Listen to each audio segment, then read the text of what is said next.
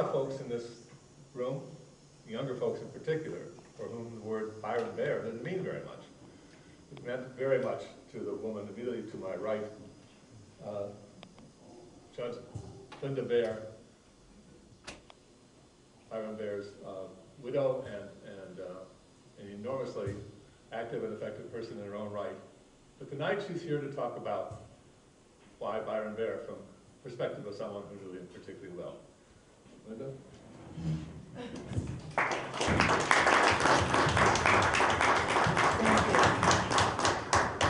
you.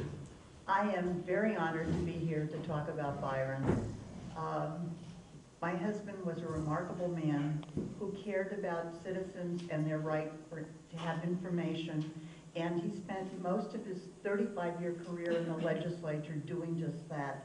He was a champion of consumers, of the public's right to know. He felt that as an elected official, he was there to serve the public, not to serve the special interests, but to serve the people who elected him and who supported him. And I'm going to give you a little background about who Byron was and how he became involved and how the Open Public Meeting Act actually came about. Byron grew up in Pittsburgh. He came from a life of privilege. He wasn't affected until the Holocaust, when he saw individuals and people that he knew from family who were not able to get out of Germany and were oppressed. Then in the early 60s, he started looking around and he recognized the problems that we had in the South. He left a very lucrative career in the film industry and went down to the South and became a freedom rider.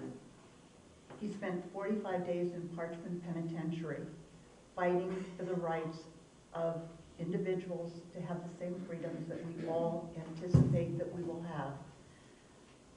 He came back to Bergen County and helped to integrate the school system in Englewood about the same time as the school system in Teaneck was integrated. Then he decided that he was going to spend efforts in our community here in New Jersey to try to make things better for the citizens who lived here. So he got involved in an election of council in Englewood. The council at that time had all been one party, and he was working for the first elected Democrat in Englewood. And he served as an aide. When they would have committee meetings and sessions, his council member didn't get any of the records, didn't know what was going on. He was an elected member of the body, but the rest of the council did not inform him on what was going on. So a couple of years later, Byron became elected to the legislature himself. And he determined that that was not in the best interest of the citizens of Bergen County, of the state, of the municipalities. So he decided to work on the Open Public Meetings Act.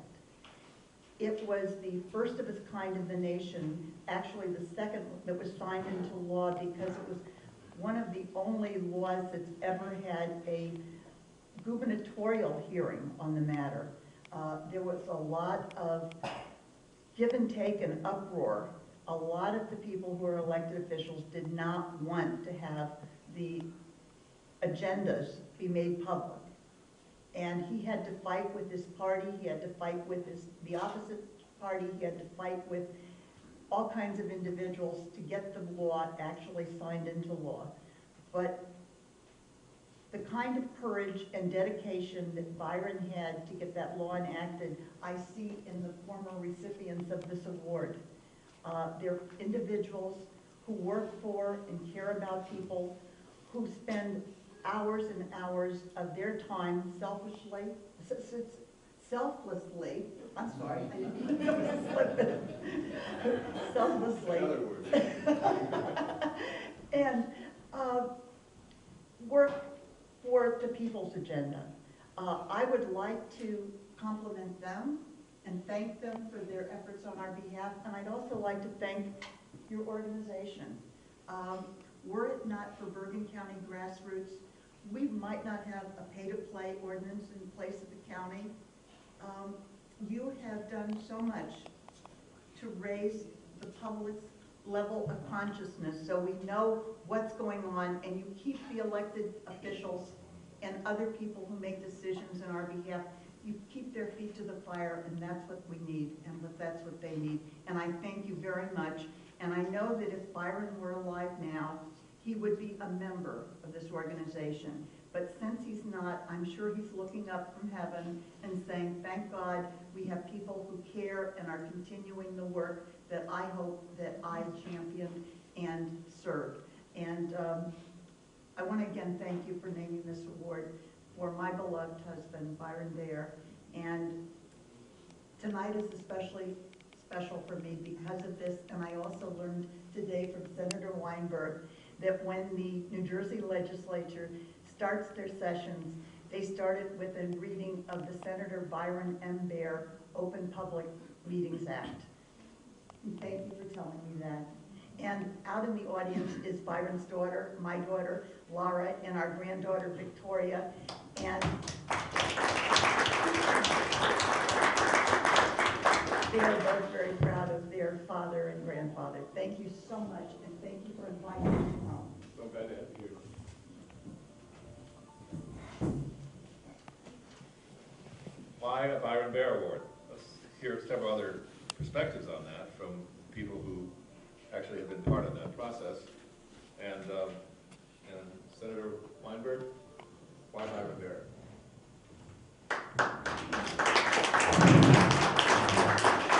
I assume that you all realize that she was the immediate successor in 37 of Byron Baer as the senator.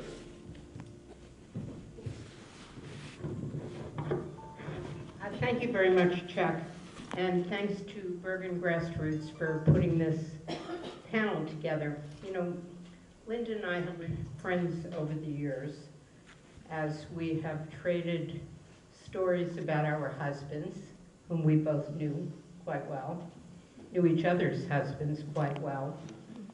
And when I think of Byron and the Open Public Records and Open Public Meetings Act, kind of known as the Sunshine Law, it amazes me because fast forward to 2014, 15, I have worked tirelessly in the legislature to get this law updated to the current millennium, updated in terms of recognizing the assets of technology and a variety of things that didn't even exist when Byron originally authored this law.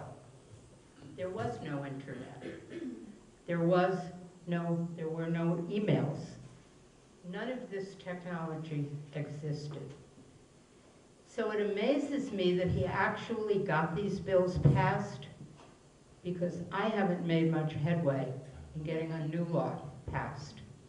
And I will tell you it was because of places like the League of Municipalities, by members of my own party, as well as members on the other side of the aisle, who if you just mention the phrase open public meetings or open public records, they get apoplectic, literally. So when I think back on the groundbreaking effort that Byron Baer made, how he got this passed is really almost unbelievable because of the difficulties that I've had, and I haven't given up. As we talked about at dinner tonight, we will continue to do that. It'd be nice to see my own community of Teaneck really following the Open Public Records and Open Public Meetings Act and the law. Take advantage of the day up here to give that message to the two council people who are present. And if I may, am I allowed to say anything about the other two panelists right now, or do I have to wait? There is no other place on the agenda, so Okay. why would you want to? All right. Well, no, actually, don't. No, don't? Don't talk Okay. about such doing. Okay.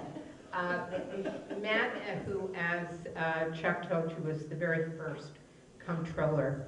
And I remember when he was first appointed, I was probably the first legislator to visit him because I had a whole series of things that I thought should be investigated.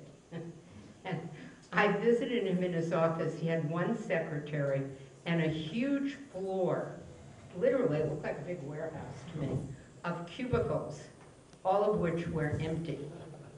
And I thought to myself, well, first of all, you can see how young he looks, and he looked even younger in that year. How in the world is this young man going to fill all those cubicles and do all the work that is really assigned to him? And I will tell you, he not only filled the cubicles, he was extraordinary. He was independent. He studied what needed to be studied. He issued reports that helped us in the legislature and helped our communities to follow the law, to be open, to be accessible to the public that we all represent. And I think we owe a great deal of thanks to him for setting a very high standard at the beginning of that office. So thank you, Matt Boxer.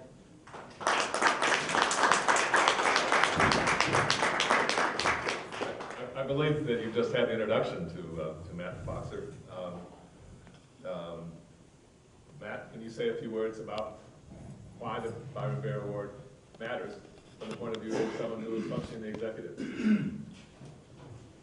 Well, thanks, Chuck, and thank you, Senator, for the very kind comments. First, I guess I'll start with divulging a little secret. Even by year 3, 4, 5, and 6 of my role as comptroller, it still was just me and my assistant. The other 100 cubicles, we just filled with blow-up dolls and pretended that we actually were working. So I'm glad we were able to bamboozle everyone along those lines. In the years that I've worked with Chuck Powers, Chuck has asked me a lot of very difficult questions that took a lot of thought to wrestle through. But this particular question that he's asked us all here to answer for the moment is an easy one. Why a Byron Baer Award? Well, Senator Baer was a tireless advocate for transparency and openness in government, and there's nothing more fundamental to an effective government than a transparent government and an open government. Everything that government does is based on the premise that government is operating for the people, all of us in this room, and an effective government is predicated on a government that does not operate in secret, but rather operates in the open.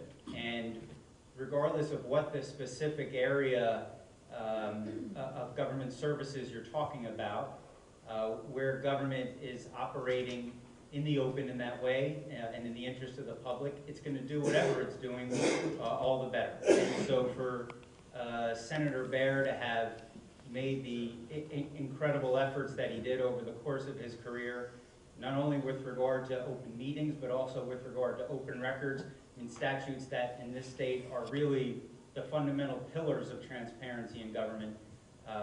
It's really an honor to be up here on the dais with the others here, and a Byron Baer Award is I know certainly from my perspective was an honor to get it a few years ago, and it's an honor to be back here today to see such a willing and deserving jurist get it today. So thank you all.